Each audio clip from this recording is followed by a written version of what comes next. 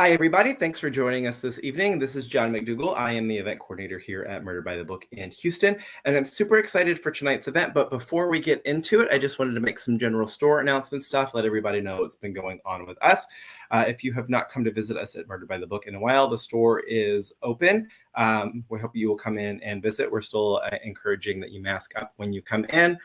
We will be finishing out the rest of 2021 with virtual author events, but we are in the early stages of getting some authors on the books to come visit us in store for 2022. So definitely keep an eye on that. If you peek on the website, you might see a couple of things on there already. We're super excited about that. We'll have some more information about what that's going to look like coming up in a newsletter really soon. I also wanted to mention, while we are going to only be doing virtual author events for the rest of the year, we are going to be doing our first actual in-store event on Saturday, November 27th, which is Small Business Saturday. If you have been following us throughout the pandemic, you know that we periodically do a Murder by the Book Recommends event, which is basically the staff kind of all sitting around talking about things that have come out recently that we love, upcoming things that we're excited about.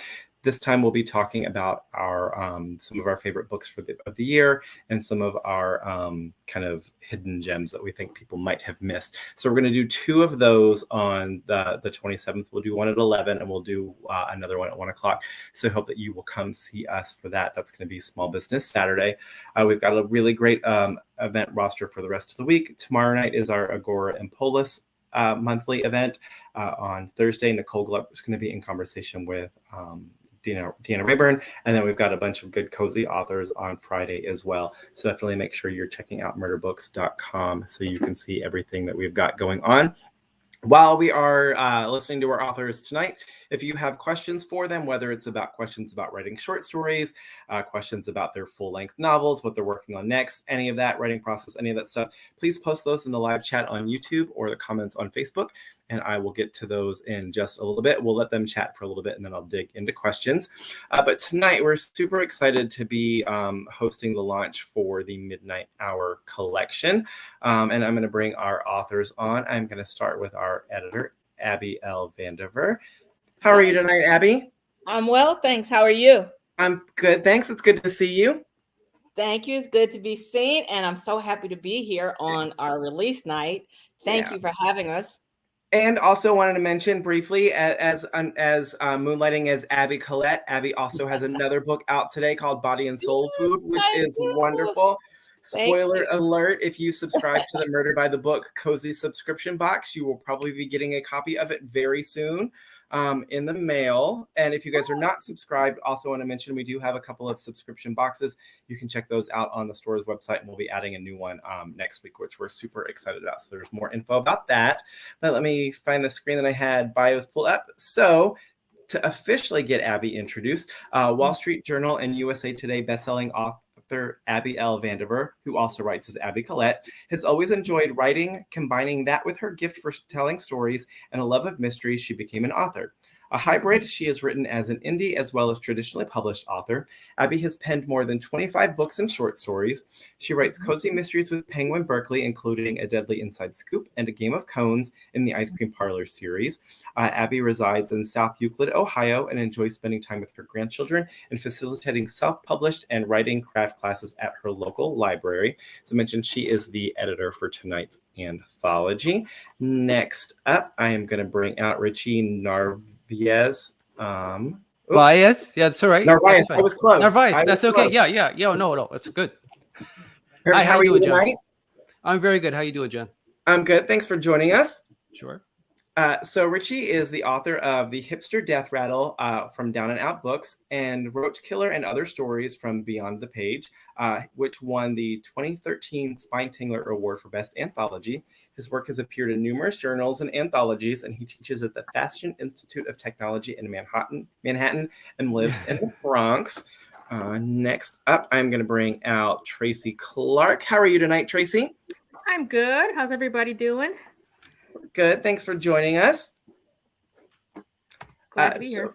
So Tracy is the Sue Grafton Memorial Award-winning author of the highly acclaimed Chicago mystery series featuring ex-homicide cop turned PI Cassandra Raines, a hard-driving African-American protagonist who works the mean streets of the Windy City dodging cops, cons, killers, and thugs. She received the Anthony Award and the Lefty Award nominations for her series debut, Broken Places, and she is a board member at large of Sisters in Crime, Chicagoland, a member of the International Thriller Writers, and a Mystery Writers of America Midwest board member. I'm sorry, I'm reading abbreviated bios for everybody tonight, so that way we can get into the chat a little bit faster.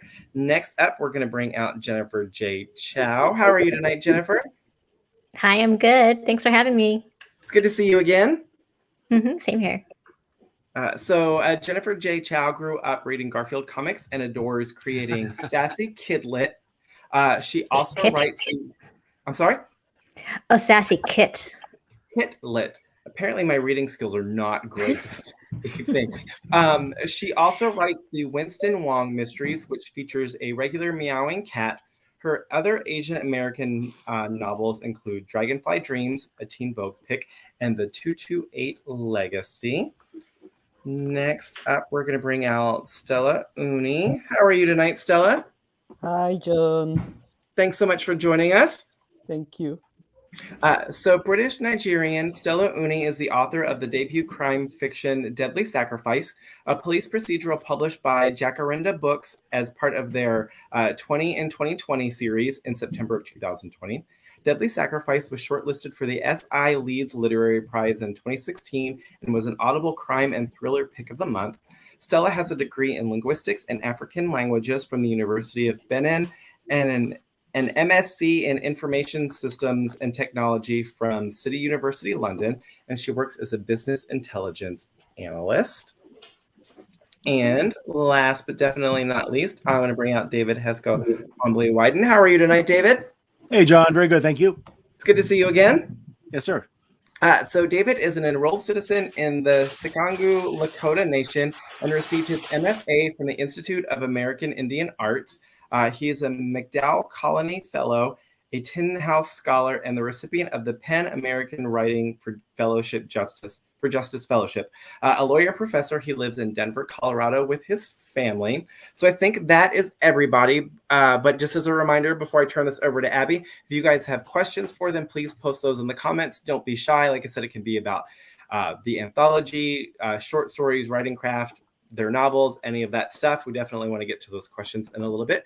But for now, I'm going to turn it over to Abby. She's going to tell us a little bit about how this anthology came to be and get us started. Okay. So as John said, I am a hybrid author. So I self-published first. I never thought about being traditionally published. But when I was self-published, it's very hard, to get people to see your book, to market those books. I think it's just as hard probably as well as with traditionally published books. But one thing that we used to do to get our name out there was we would try to associate with other authors, some better known than us. Also, we pull in those that weren't as well known because to do box sets. Because when you do that, you can increase your fan base, your reader base, because the other authors' readers will come and buy the box set because your book, because their book is in there, and they'll see your book, and that helps to get your name out there, get your writing out there for other people to see. And when I got to Crime Writers of Color, which we are all members of, I thought this would be a great thing to do. We are all crime writers. We write in different subgenres of crime fiction. Some of us have published before this started. Some of us hadn't. And this is just a mixed bag of writers who now, some of them have become authors and some of them have just, added this short story to their collection of storytelling. So I just put out, we aren't a part of Crime Writers in Color other than we are all members, but this is not part of that group's, our book Anthology is not part of that group. But what I did was I reached out to just send out an email and ask who would like to contribute a story. I'd like to do an anthology. We thought we'd either be self-published or maybe hopefully we could get traditionally published, but we did. So it was 1918, I think, other authors who answered the call. So you guys, thank you very much for doing that. I appreciate it. And wow, what kind of stories did we get? We got awesome stories and a variety of stories. I kind of said, don't write in your genre. Try to just write a thriller kind of crime fiction. And this group really stepped up to doing just that. So I'm going to go around and I will ask everyone to tell us what subgenre you generally write in. You know, you can talk about your latest book a little bit if you'd like, and tell us a little bit about your story and how, if you did, deviate from what you usually do. I can start with Stella. Hey there, how are you? Oh, you're on mute. I don't know how that happened. Okay, no, I'm muting myself. Okay. Yeah. And you staying up? Are you staying up, or is this early for you because you're not here with us in the United States? Believe it or not, this is 1 a.m. Oh my what time is it now? 1:14. Because I thought I got it all wrong. I didn't know it was Central Time, and I thought it was like 3 p.m., 8 p.m. So I didn't want to say this. So it's 1:14 here. Well, thank you so much for being here. Let's hope we can keep you woke. No, that's fine. So kind of like I started with my police procedural that got published last year, but I kind of like to do different things. So I'm writing the second in that series, the police set in Britain and in Nigeria. But I wanted to kind of like do other things as well. So I'm writing a cozy mystery as well. Okay. But this particular story that went into Midnight Hour was a story I thought about 5 years ago, because I wanted to create a character that was kind of reminded me of Lara Croft kind of character. She's ex-army, ex-intelligence agent, and she decided I didn't want any rules. So I set her in Nigeria, and British Nigeria. Not that Nigeria hasn't got any rules, but I wanted to put her where she can do whatever she wanted, within reason. Yeah. So that's what I've done with her. So I actually wrote that manuscript so many years ago. I haven't developed it, still in first draft. So I said, let me try and write a kind of offshoot from that with this character and put her somewhere in some situation and see whether she actually, does some things I want her to do. And I think I'm quite happy with her, and I'm going to develop that story, that series. So that's how it is. I was quite happy with that story too, but I don't remember any Laura Craft. What's her name? Croft. Kind of. She wasn't swinging from vines or rolling over with machine guns or whatever it is she used. She's going to be doing that. Trust me. She's going manuscript. She's very analytical. Tell us the name of your story. So it's the Black Widow of Oshogbo. So Oshogbo is a place somewhere in Nigeria. I wanted to use somewhere fictitious because I kind of thought about this place, and then someone came to me and said, "Oh, my parents are from Oshogbo." I said, "Oh God, I'm in trouble," because so it's kind of this little village in this town, and there was a serial killer, out there, and they wanted to catch the serial killer. So Lara had to go in and do some work. Yeah, she was analytical in this. I'm going to try to use different sides of her, know. Yeah. Well, I look forward to that. Yes, and I enjoyed that story. Thank you for contributing. All right. What about you, Richie? Tell us a little bit about what you write and what you wrote in Midnight Hour. Hi, Abby. How are you? I'm well, thanks. How are you? Good. It's a privilege to be in this book. I was really excited when you announced that it was going to happen. I just have to say before we start, I've been in a few other anthologies, and I've never seen the kind of group effort for marketing before that has happened in the last few weeks. It's tremendous teamwork. Isn't a lot it of times great? It's great. A lot of times you get into an anthology and like maybe one or two people promote it. This has been really great in the last few weeks.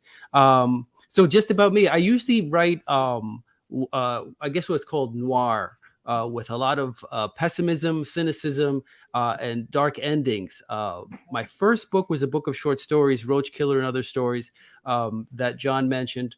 And my second book, Hipster Death Rattle, had to do with social issues such as gentrification and displacement in Williamsburg, Brooklyn, about of course, it's a thing about a serial killer going around killing hipsters. Is the main plot. Yeah. And then I actually I started. I tried to experiment with other things, and I wrote a YA novel a couple of years ago, Holly Hernandez and the Death of Disco, which was also a historical novel. And I was lucky enough to win an Agatha Award for that, and an Anthony. Thank you. And it was a playful thing, very different from noir, with a lot of comedy and a lot of stuff about the disco in 1979. So, but when this opportunity came around, it intrigued me. I had always wanted to write. Frankly, I'm Puerto Rican, and I wanted to write about how Puerto Ricans have been represented in the media. So they've sort of been appropriated in a way, and I wanted to reappropriate some characters. So when you gave out the title, it had to be Midnight Hour, so it had to be midnight related. So it struck a chord in me. There is a line in the movie West Side Story, one of the primal moments of pop culture for Puerto Ricans, where they say, "Meet me at docks at midnight." Let's meet at docks at midnight, where the gang meets. So that title gave me something. And then he said, there are characters in there that were not treated, they weren't very well developed. Right. So I said, you know what? I'm going to do what happened to two of these characters years later. So it's a bit of pastiche. It's a bit of fan fiction. I'm using that as a legal defense, so Steven Spielberg doesn't come after me. But I mean, I think these characters are very important to Puerto Rican culture, even though the movie is not actually a very good emblem of Puerto Ricanness. That's one of the reasons I wanted to recapture those characters and actually do something, I thought, that really, I think, represented their characters. But also, of course, since it's crime, it involves blackmail. It also involves an area, many of you may not know that West Side Story is based in an area of Manhattan called San Juan Hill, which was a big home for African Americans throughout the 30s, 40s, and 50s, and then eventually became a big home for Puerto Ricans after the big exodus after Operation Bootstrap in the 50s. And this is where they lived in these tenements, and the city and state government decided that it was a slum, and that area was basically bulldozed and became Lincoln Center. Right. So when you go to Lincoln Center, all that used to be a great home for African Americans and Puerto Ricans. So I wanted to do a story that, again, sort of echoed a little bit of West Side Story, but said what happens to two people who used to live in this kind of neighborhood, who had a very dark past, and who come together again years later, and and then have to get through a difficult circumstance. So I hope people find it interesting, and it's different from me because it's tapping on something that I've wanted to do with pop culture, but also I guess I'm trying to be a little bit more literary with it, trying to be. So I hope people enjoy it. Well, it was good. It had a good twist to it. Thank you. I don't think that the first time that I read through it when I was editing, I didn't get that it was, them later. And I don't think I got it until recently. I saw something maybe a couple months or something ago that reminded me, and I go, oh my gosh, that's it. So I don't think you have a problem with it, but that's very good. And I like that idea. Thank you, Abby. Thank you for contributing. My pleasure. Hi, Tracy. How about you tell us a little bit about your story and what you write? Well, normally I write PI fiction set in Chicago, sort of formulaic and genre-ish, female African-American main character. But the story in Midnight Hour, totally different. It's a two-person story, hunter and prey, and you're not really sure which is which until the end. And it's sort of themed it around, well, it was sort of flailing around for an idea.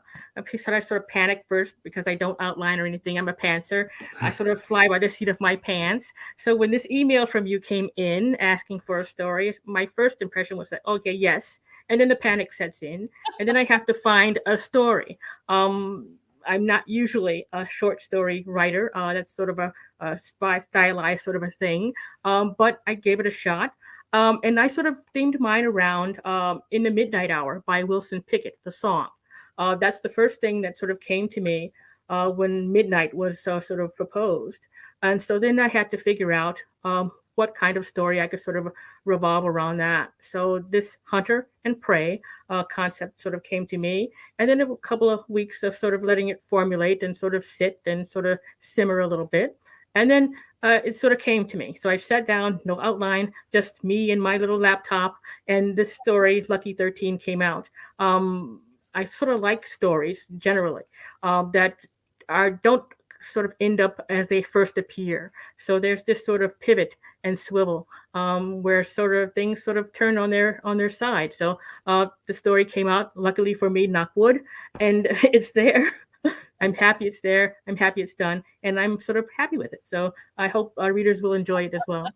Well, you should be very happy with it. It's a very good story. It's the first story in the book, so it sets the tone, I think. But I've read reviews where people say, that there's different tones in the book. When I read through them, I thought, oh, they're not the same, but we have that theme and we stuck with it, but people got different things, highs and lows. So you set the tone, I think, because there's such a twist to it, and such a surprise. And then I think that's what we get for all the other stories. People are surprised and they enjoy the way the stories go. So I thank you for that.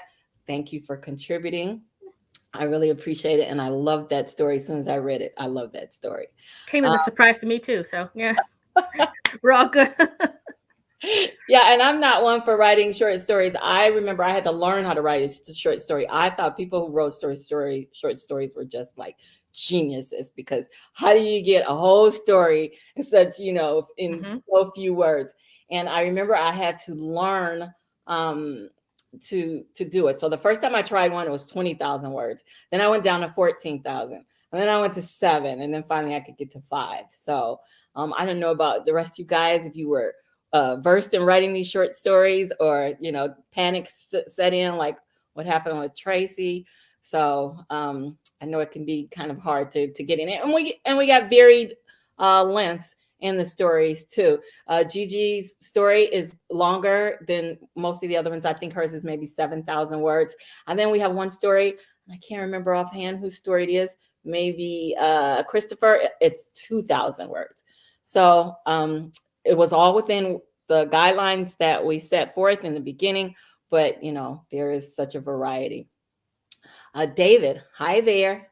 How are you? You have a room full of books. Oh my gosh. Now, have you read all those books, or are they all on your TBR? There's a case that you can't quite see that's TBR, but most of them I have read. I know it's embarrassing. This is where I do my writing. So it's kind of my office sort of thing. I love it. I have curtains. That's all I get done by. All right. Tell us a little bit about your writing. I loved your story. And you saved me. We had to kind of rearrange things at the last minute. We had a writer who couldn't continue to participate. And I reached out to you, David, and you said yes. And asked me when I needed it, and I was like, yesterday, and you were like, I'm going to get something together, and you got a wonderful story together in no time at all. And I really appreciate that. And from the reviews, a lot of people love it because it's I guess their characters from from another story. So tell us a little bit about that and about your story, please. Sure. So I guess I typically write, I'm not even really sure, noir thriller, I guess. I don't even know is how I guess most people classify me. And yeah, so you reached out to me. I love the group Crime Writers of Color, and we have a wonderful sort of listserv bulletin board, but because I mean, I've got a full-time job, I've got kids, I don't get to log on as much. So I missed the initial call for this, and I didn't realize that we were supposed to write outside of our usual genre. So you reached out to me, and I was in the middle of promoting Winter Counts, and which is actually not even stopped for 14 months. It's coming out. It just came out a few days ago in Australia. So I'm doing events in Australia and New Zealand. Yeah. And Congratulations. All right. Yeah. I'm ready to move on, honestly. But so I had, given that I didn't have a lot of time to put together a story, I'd had this idea knocking around in my head, but I wanted to use the characters from Winter Counts. Virgil Wounded Horse, who's the hero of that book, and he has a friend who's kind of comic relief in the book called Tommy. And my story in Midnight Hour, which, by the way, I'm just so honored and privileged to be here with everyone. I'm so happy you reached out to me, and what a pleasure it is to be with these great writers. The story is called Skin, and the story is about Virgil Wounded Horse, who's a hired vigilante on the Rosebud Indian Reservation. He is asked to steal a book at a seminary that has been on display there for 100 years. The book is bound in the skin, the flesh of a murdered Native American man. It is bound in the flesh. And the seminary has been displaying it in their trophy case proudly for over 75 years. And Virgil says, yeah, I'll get in there. I'll steal that book. Now, well, when I first read that, I got goosebumps. I have to be honest. When I read, what he told him, because at first he didn't want to do it, or in the story or whatever. I don't want to tell the story, but when you find out what it is, it's just like, oh my gosh, that was awesome. That was an awesome, creative kind of idea. So didn't mean to interrupt, but no, I'm thrilled. I love that. Yeah. Thank you for the kind words. Yeah, initially Virgil does not want to take the book. He says, look, I'll beat somebody up, but I'm not a thief. Okay, that's not what I do. But then the lawyer who's helped him out in the past says, look, this book, you need to get it. Why? Well, does the collector want it? No, throw the book away, but save the binding for us. And then he finds out that it was bound in the flesh of a murdered Native American man over 200 years ago. So that was the idea. And so he and his friend Tommy break into the seminary to try and get the book. I won't reveal what happens. Yeah. Now, the backstory to all of this is based on a real incident right here in Denver, Colorado. Oh. So I've known about this for a long time. So I don't mind. This is a matter of public record. I'm happy to talk about it. So I'm a full professor of Native American Studies here in Denver. And we have a theological school, the Iliff Theological Seminary here in Denver, that indeed had a book that was displayed prominently for nearly 100 years that, in fact, had been bound in the flesh of a murdered Native American man. And a friend of mine, George Tinker is his name. He was a professor there of Native spirituality. He was one of the activists who had helped bring about the removal of this book. He's written a paper on it. So that's why I feel okay talking about this, because, if you Google Tinker, Iliff Theological Seminary, you'll find the paper. So this is a real thing that happened. Obviously, I fictionalized it, but it's just horrifying that a theological seminary would display a book bound in the flesh of a murdered Native man. So it's based on a real thing, and it's horrifying, and it shows the dehumanization that has existed for Native American people for, generations, hundreds of years. And so I wanted to write about it. And so I'm just so grateful to you, Abby, for giving me the chance to finally, bring this, fictionalize the story. But I want viewers to know it's based on a real incident. Wow. About short stories, I mainly write novels as well, but what a pleasure it has been to get back into the form. I haven't written any short stories in about 5 or 6 years, but this year I started getting a whole bunch of asks, and I was just so trying to not write the next novel. I'm like, yeah, I'll write some short stories, So I was in the BoucherCon anthology. I'm so happy to be this one. I've got a story coming out with Sean Cosby and Walter Mosley in a volume called The Perfect Crime, and I'm going to be another short story in Denver Noir. Now, the last two have new characters. This is the last Virgil story for a while. So, because I got to save something for the next book, which I'm working on. I was going to say, aren't you going to have a next book? So, you have to save something. Yeah. So anyway, so it's a real pleasure. And thank you all again for the chance to share Virgil's tale with you all. Good. I'm glad you like writing short stories. If we do this again, I'm going to call you. Hey, Jennifer. Thank you. Thank you, David, for helping me out. I appreciate it, and for contributing to the anthology. Your story was awesome. Hey, Jennifer, how are you? Good. Good. How are you? I'm well, thanks. So tell us a little bit about what you write and tell us about that story of yours. Okay, so I've gone to dabbled dipped my toes in different genres, but most recently, I'm usually a cozy mystery writer. So that's very lighthearted. I mean, my current series, the Sassy Cat Mystery Series, it's got a talking sassy cat. So it's pretty much, as far from dark as possible. It's got humor, it's got the cat, it's got romantic interest, In fact, the third one's coming out. It's called Mimi Lee Cracks a Code, and it has like a romantic getaway with the main character, Mimi Lee, and her boyfriend, Josh. And it all goes sideways, of course, right? Because then there's crime. Go ahead. It comes out November 30th. Okay, so soon. Okay. So soon, yeah. So same now, right? That's right. You can pre-order now. But so yeah, it's a totally different vibe. And when Abby put out the call, I was thinking, oh, this is going to be different. So it was actually a challenge for me because I generally write novels, not short stories as much, although I've done them in the past. Mm-hmm. And I just kind of was tossing around different ideas about the midnight theme. And then I think I just pulled in my experience of, I had gone through a couple of escape rooms. Mm-hmm. And so my story, Midnight Escapade, has an escape room in it, but it's an escape room that happens at midnight. Right.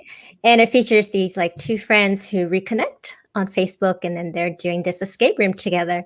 So it was kind of, I just did it for fun. I just wanted to challenge myself and kind of do something different than usual. And I even thought, why not make it an escape room? And so within the escape room, right, there's like little puzzles, like in a usual escape room. So I feel like there's like a puzzle and a puzzle, because it's like the puzzle of the escape room and then the puzzle of like the larger story. In the story. Yes, there is a twist to that story too that I didn't see coming. I had no idea. I was enjoying the story, and then I go, oh, wait. Oh, okay. Wow. And it is a lot different than a cozy. No cats. There were no cats. So it's very good. I enjoyed your story. Thank you for contributing. For me, I write mostly cozy mysteries. I have a women's fiction that's coming out, and I wasn't allowed by my agent to kill anyone in the book. So it was real hard for me to get that out. Hard for me to write because I'm just so used to crime fiction, and someone did die, but they weren't murdered. I don't think. No, they weren't murdered in the book. So the story, I wanted to write something different than cozy.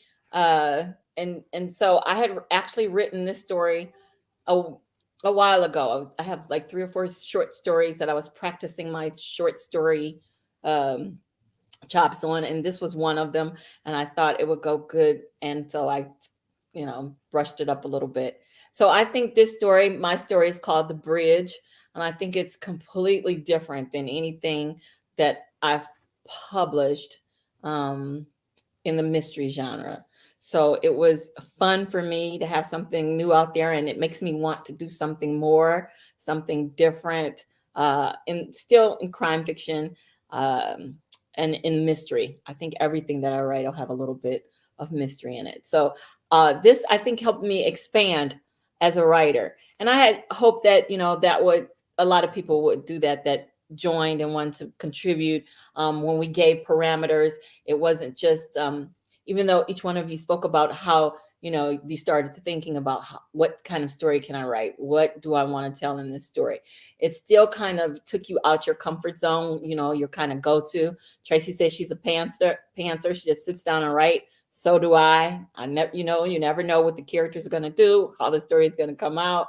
And so it's nice when you can stretch your creativity, and we are all creative people. So that was fun. So we started out saying, that we're all members of Crime Writers of Color. And even on the front of our book, we have a chilling anthology of crime fiction from 20 authors of color. And it's interesting to note that everyone who wrote the story, and this wasn't part of what was required of each author, but each one wrote one from their own background and from their own culture, I think, or I guess surroundings. I'm not so sure about you, Tracy, because yours is kind of like, we don't know, just like you said, we don't know. But I'm wondering from each of you, did you feel like that this was the opportunity? I've heard people say, and I think I've even heard Jennifer say, that when they were coming up and going to the library and taking out books, they were never books that represented them. You never saw yourself in a book. And here it is, an anthology, a little short story. And each one of you seems to have taken, something from your culture, from your background, from your heritage, and that's what you based your story around. So tell me, was that an important part of your story? Or is it something that just comes naturally? For me, it does. I'm Black. I write about Black people. It's just what I do. I don't know to do anything else. So it just naturally comes out for me, and I don't ever think about it. And it's not because Blacks haven't been oppressed and we need to push forward and push our way through, because certainly that still is true today. But it's just, I write for more of who I am, and that's who I am. But I'm wondering if you think about that, outwardly when you sit down to write. Richie, and I want to tell you, Richie, you wrote before, I wrote it down so I can remember, about a hipster. There was a song back in the 60s or 70s that said, "What's hip today may become passe." So I know you were a serial killer of hipsters. And I was thinking, well, what about they get killed after they're no longer hip? How do you decide? Well, after they get killed, they're just dead. Yeah. But no, yeah, hip being hip is all, it's a stage. It's just one point in your life. I mean, a lot of us think we're hip when we're young, and then later on we look back and it's like, man, I was really trying hard. Yeah, and but I don't know what that was. Right. I still think, the little hip, I was a square, whatever we used to call them. But the little hip part of me, I still think is hip. It's just that the other people, younger people, don't think that that's hip. Right. Hip is all relative. It's all relative. It's like nerdiness or coolness. Everybody's a nerd to someone else somewhere. You may think you're the coolest person. Everybody thinks they're Fonzie, but somebody else thinks you're a nerd. That's the way humans are. We're just too many varieties. So when you were writing about hipsters and then this one, how does that affect you, bringing your heritage into your stories? Well, I like you. I can't help it. It's what comes forward. I mean, I grew up. All the Puerto Ricans that we saw were like in West Side Story, and then the Latinx heroes were like Zorro, and then not much else. Much else. I mean, eventually we get things in crime fiction like Carlito's Way, which was really cool. But there's not really that much representation in crime fiction. You see it in horror and a lot of memoir stuff. So once I was drawn to crime fiction, I said, I'm going to write about Puerto Ricans and Latinx people. This is not many other people are doing it. And this is, like you, this is what I know. Right. And there's a lot of rich material here. I mean, I could write a typical, and I've written like a genre PI book, a story, right? Mm-hmm. Like Tracy's talking about, with all the tropes, but by making the character Puerto Rican, it gives it a different a depth. There's a context underneath there that changes the situation. Mm-hmm. Just by dint of the person's ethnicity. Right. There's a history that's added on, and I think you probably have the same. If you make the character like when Mosley he created Ezekiel, it's just the same kind of thing. That if it was just a regular private eye, it's okay, perfectly reasonable. But by making him African American, it gives it this whole other depth. Mm-hmm. So yeah, it's what comes from me. but also as a creative person and looking back on it, it's like, yeah, to me, it's just more interesting. And it's a story that stories that need to be told. And I enjoy doing it. I enjoy putting stuff in there. I like putting, and maybe some of you do also, putting in Easter eggs for people from your background that nobody else will get. No, like little words or little cultural things. Like nobody else is. Most people aren't going to understand that. But I'm just going to put. Why do you do that? Why do you do that? Because the people who know will be like, yeah. Everybody else would be like, what's that about? And, or they won't even notice. Right. But the people who know will know, and I think they will get an extra jolt from it. Yes, and that's so much smarter than what I do. I put little things in it like street names from Cleveland, since I'm from Cleveland, so people that know. But I like that idea so much better. That little things, yeah. Yeah, I like that. Sometimes I teach classes on writing others, because so many people come to me and say, how do I write about this person, and I'm not that person. And I talk about Rudine Bishop. She was at the Ohio State University, and she had this concept of mirrors, windows, and sliding glass doors. And usually I end on saying that you need to make your books like sliding glass doors. You can't write a mirror. You can't write an own voice story if that's not your voice, if that's not who you are. But this sliding glass door is sort of what you talk about with this depth, by adding the layers, because beyond that sliding glass door is the world, and we live in the world, and there's all types of people in the world. And it's good to see that depicted in these stories. It's just, everyone isn't the same. So that's wonderful. And I love that you put those little things in there. I'm going to look for them, and I'm going to learn them, and I'm going to know them so that I can enjoy them as well. What about you, Jennifer? I called you out on that. I think I've heard you say that before. Have I not? You did call me out. That is correct. You didn't make it up. Okay, good. So yeah, growing up, I just didn't really see any really Asian American mysteries, I think. And it was because of a library, and it was because it was May, and it was because it was Asian American Pacific Islander Heritage Month that I saw displayed. And then I read some mystery books, and I thought, oh, this is amazing. And so that was a little bit of inspiration for me, to go into this genre. And so, yeah, that really pushed me. I think some of writing about heritage and culture is organic. Like you said, it just kind of comes out naturally. It's my experience, especially as, growing up like Asian American. So it's sort of this duality of experiences being here in the States. And I think that kind of comes through naturally. Mm-hmm. But I do appreciate, like, after I wrote it, like, this is good. It's good to have like these voices out here so that we can reflect the diversity that's around us. And so I think, it's unintentional, but then it's intentional to be able to be part of a collection like this. So I definitely appreciate that I get to be part of it.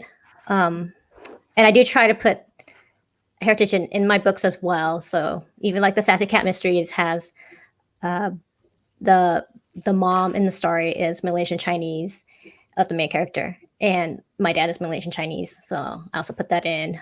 I also have here's a little promo. I also have a second book series coming out in summer 2022. It's the LA Night Market Mystery Series. It has two cousins. But they're, one of the cousins is from Hong Kong, and there's like Chinese culture reflected in that as well. Oh, great. Well, congratulations on that. I'm going to look forward to that. But you're right. It's like a snippet. So this, it's 6 of us here today. There's actually 20 authors total in the story. But as I said earlier, we are members of Crime Writers of Colors. And I'm thinking there's, close to 300, if not more than 300. So there you will find, all these people are writing crime fiction. Like Richie was saying earlier, you didn't find those things. Now they're out here, we're here, and we write what we know. And just think of the diversity and the different stories and depths and flavors that you can get from all of our stories. So this is just a small sample of what's out there to read when you're, trying to pick out something to read if you like crime fiction. Okay, David, you gave us a little sampling of, what you do in your heritage. Wow, has a long history and not a lot of representation. And so it's good to see that. Do you think that affects your writing? I think it does, but explain how it affects your writing and what you're thinking about when you write your stories. Yeah, well, this story obviously is set in the Native American context, as are the other short stories that I'll be publishing soon. Mm-hmm. I wouldn't rule out for myself writing outside of the Native American experience, but right now there's just so much. I mean, as Richie and others have said, it's what I know. And there's there's so many worlds that we can explore. And I felt it was important for me to depict Native Americans for people, I've told this story before. We used to live in Long Island. I taught at Hofstra University. And my then 7-year-old comes home and he's crying because a kid told him that he's not American Indian because all the American Indians are dead. They were all killed. He's like, Dad, is this true? Is this true? Yeah. And he's crying. I'm like, no, son, it's not true. And there's just still this Native Americans, we're really the forgotten group here. We don't appear on most TV, although there is a great show called Reservation Dogs. It's changing a little bit. And I just feel it's important for me to show that natives can write crime fiction. We can write science fiction. We can write everything. But there have not been many native crime authors. Lewis Owens is probably the most well-known, and he's not well-known at all. I did build, Richie, an Easter egg to Lewis Owens in Winter Counts. So I have a hidden homage. I can reveal this now. I've been keeping it secret. I've been coy about it. But in the book, in Winter Counts, they're hidden homage to Jim Thompson, the great noir writer, and Lewis Owens, the great native crime fiction writer. So anyway, I'll keep this brief because I want others, to weigh in. But yeah, I mean, I think it's important for all of us to show our culture and explore it. So that's where I'm coming from. Thank you. Okay, Tracy. Well, I think I started. I sort of got drawn in by the crime. I like the stories that sort of had dead bodies and gritty alleys and stuff like that. So that was the foundation. Mm-hmm. But as I was sort of reading as a little kid, a teenager, I sort of noticed that there were no people that looked like me in the stories that I was reading. And so when I sort of decided that I was going to try this writing biz with all the pitfalls and everything but that, I sort of started writing characters that looked like me, characters I knew, characters in my community, characters in my family. So that was sort of a natural thing. And I sort of like the fact that my books now are on the shelves in the bookstores, where a 17 or 18-year-old young female African-American can sort of walk the shelves and see books there with her inside them. So that's the motivation for me. I started off as my wanting to see myself there, and then now I want other kids to see themselves there too. So I write about the people I know, the people I come from, the people I am, and I hope readers will sort of find it and enjoy it and sort of be motivated to sort of explore further. So they start with me and then they find all of you wonderful people. So it's just great. Right. That's great. You start them on that yellow brick road. Yep. Off to Emerald City, where everyone's there, horse of different colors, and they can enjoy it. Absolutely. All right. Thank you. Stella. Yeah, so with me, I'm Nigerian, British Nigerian. So I'm born in the UK, grew up in Nigeria, and I live in the UK now.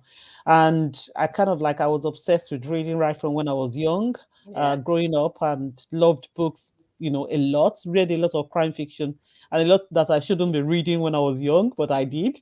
My mom had a great library.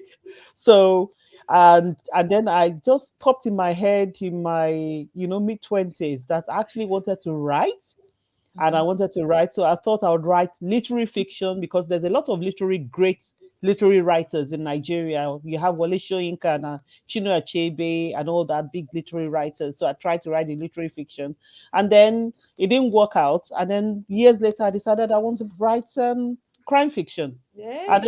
And then I looked around to try and see, you know how you kind of like look around to see who is leading. And there was no one. It was just no one. Right. There was no one that looked like me writing crime fiction. So I said, well, I'll give it a try.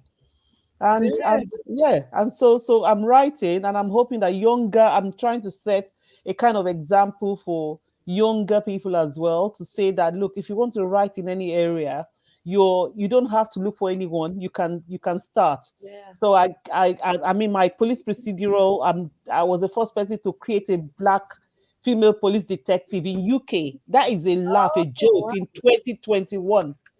Wow, So that's yeah. awesome.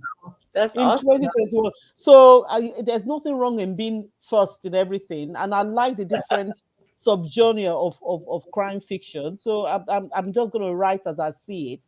And so the story in Black Widow of Oshogbo, it's set in Nigeria because I wanted to test, like David said, I wanted to test my culture. I wanted to test so many different things as well.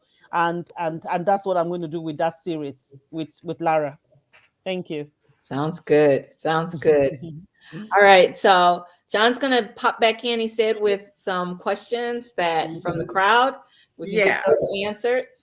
All right. So first, the question I have first up is for you, Abby. So as the editor, you mentioned you wanted everybody to write something kind of a little bit out of what they usually write. So when you're trying to put together an anthology and you've got people writing so many different subgenres, how do you approach balancing it to make sure that kind of everything's represented, whether it's light, dark, funny, serious?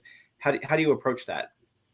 Well, so we set out with some parameters, and I tried to make it more democratic, we voted on things. But I did say, this is what it has to be. It has to be this many words, between this many words. And we need to come up with a theme. We all voted on the theme.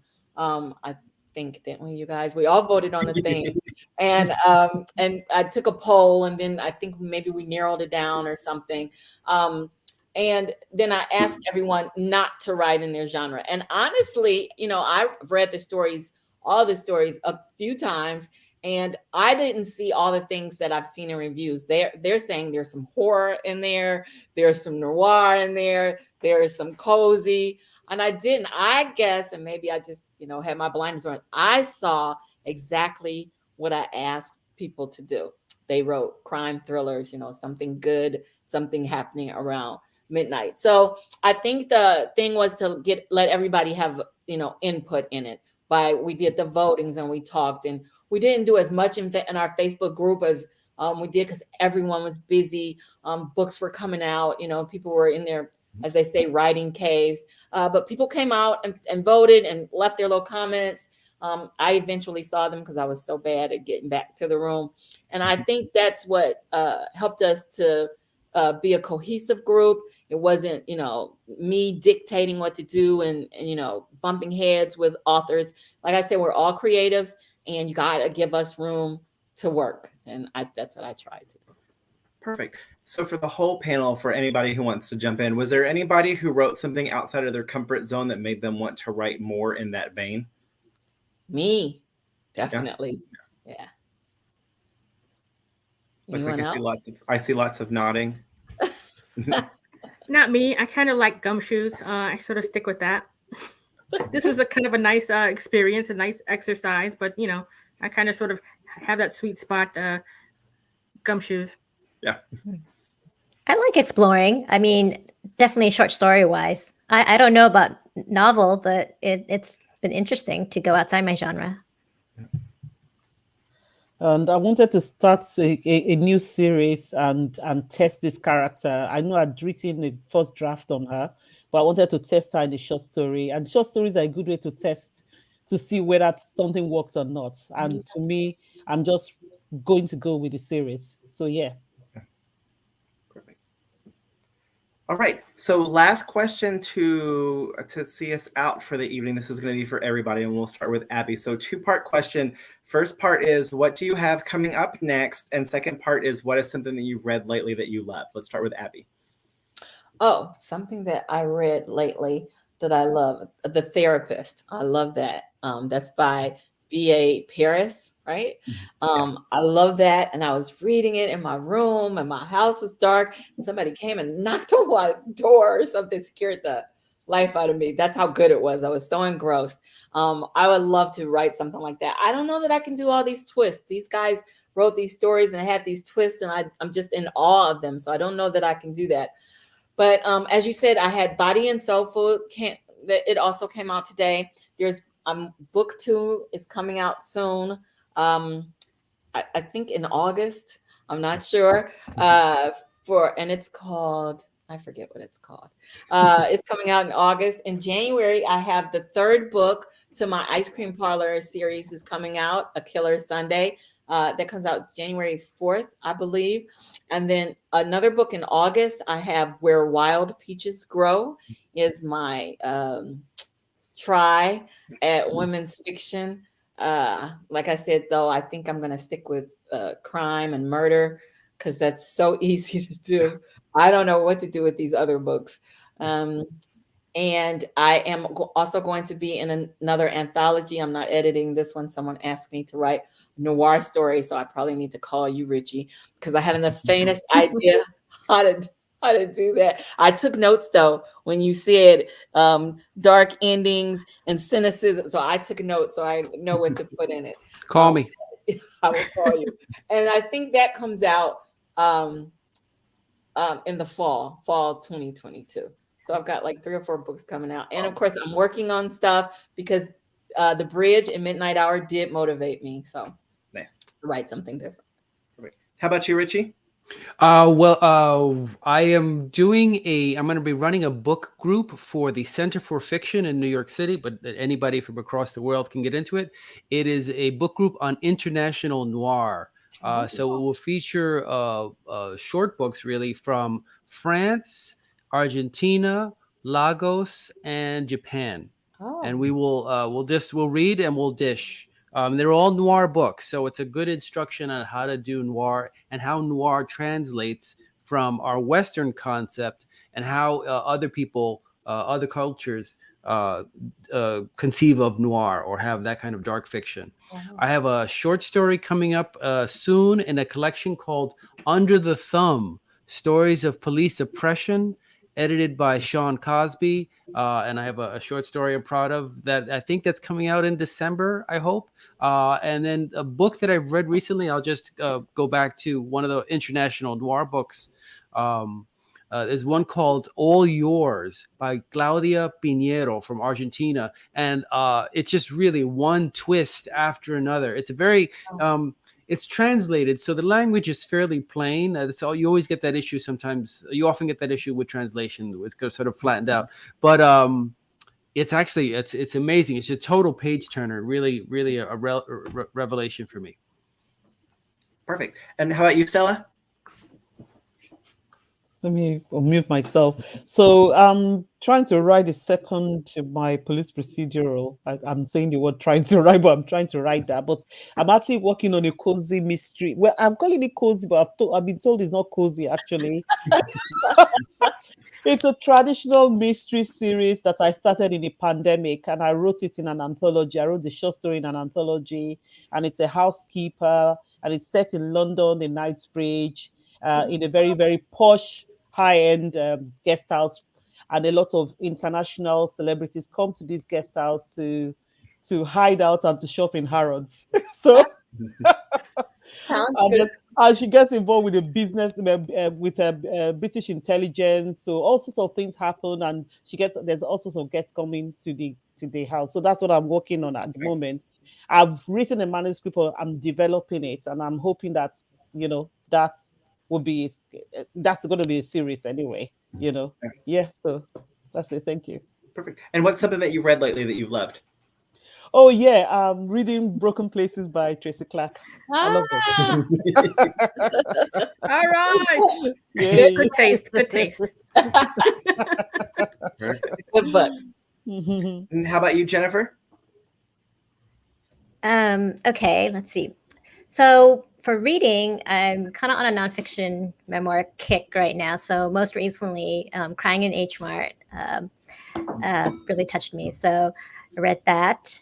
And in terms of books, I have Mimi Lee Cracks a Code. Let me pull it up. Mimi Lee Cracks a Code. This comes out November 30th. The third book in the Sassy Cat mystery series. And let's see. I also have so this new LA Night Market mystery series, which comes out. The first book comes out July 2022, and book one is called Death by Bubble Tea. So here, I don't know if you can even see it, but it's basically two cousins who run a food stall at a local night market, and then they get their own serving of murder and they have to figure out what happened. And Tracy? I'm finishing up book 5, which is my first standalone. It's tentatively titled Hide, and it's about a serial killer who sort of hides victims under things. So under Wacker Drive, it's in Chicago, so under the bridge or around the Riverwalk, and sort of weird, interesting places where he sort of chooses to sort of stuff his victims. So I'm finishing revisions on that. It's due to the publisher on the 1st of December. So I have good hopes for it, and we'll see what happens. The most recent thing that I've read, one of the great perks of being a writer is having writer friends, and you sort of get advanced copies of their books. So the last one I read is Rachel Housel Hall's We Lie Here. Excellent book. I'm looking forward to everybody sort of experiencing as I have experienced it. It's a wonderful thing. So that's the latest thing, and I'm looking forward to the next thing on my TBR list. So just pick one off the top. And David? Oh, well, I'm working on the next the sequel to Winter Counts, which is I'm waffling on titles between Wounded Horse and Wisdom Corner, but that's at least a year and a half. Publishing is so slow. I do have short stories in addition to this one. I think I mentioned before. This book is out now. If anybody really wants a Virgil Wounded Horse story besides the one in this volume, this is the BoucherCon anthology. It's out, and it's out in paperback and ebook as well. So this is a Virgil story that's in here called Turning Heart. And then Richie, you might be interested in this. I think I mentioned this anthology before. It's called The Perfect Crime. It's coming out from HarperCollins worldwide, and it's 22 stories from writers of color worldwide. So it's really cool. And that one is coming out, I think, in May. I don't know when it comes out in the US. And then I have a story coming out of Denver Noir, which is set in Denver. So that was a fun story to write with a new character called Griff Germain, so not on the reservation. And then I have some exciting news about a collection that I'm editing that I cannot discuss yet. But I am editing a really cool collection that I'll be able to announce later. As far as what I'm reading, in terms of prose, there's a really fantastic book by Joy Castro called Flight Risk. I'm only about 3 or 4 chapters in, and I'm just marveling at her prose. I am teaching Razorblade Tears. We all know and love Sean Cosby. You know, he's one of our buddies. And so I teach in 2 MFA programs, Regis University and Pan-European MFA. And in the section on dialogue, I'm having them read parts of Sean's book just to kind of see how to do tension in dialogue. And so rereading Sean's book, I read it in ARC form, but reading it again was a lot of fun. So if there's anybody left that hasn't read Razorblade Tears, go out and get it. It's a great book. And I'll mention we do still have a handful of signed copies of Razorblade Tears left. So if people still haven't gotten it and they need signed copies for the holidays, definitely check that out. So to wrap us up tonight, I wanted to mention, I know Abby had mentioned Crime Writers of Color a couple of times. I dropped a link to their website. Please check them out. We are so pleased to be partnering with them, hosting an every other month reading series with them. Our last one was in October. The next one will be in December. Hopefully we'll have some details about that soon. You can check out the previous one on the store's Facebook and YouTube channel. You can also check out previous events. I got to chat with Abby when the first book in the ice cream series came out. I've gotten to chat with Jen. We've chatted with Tracy and David a couple of times. So if you haven't checked out our previous events, definitely make sure you do that. So we have been chatting about the collection Midnight Hour, which just came out today, and we've got copies in store. So I've dropped links there as well.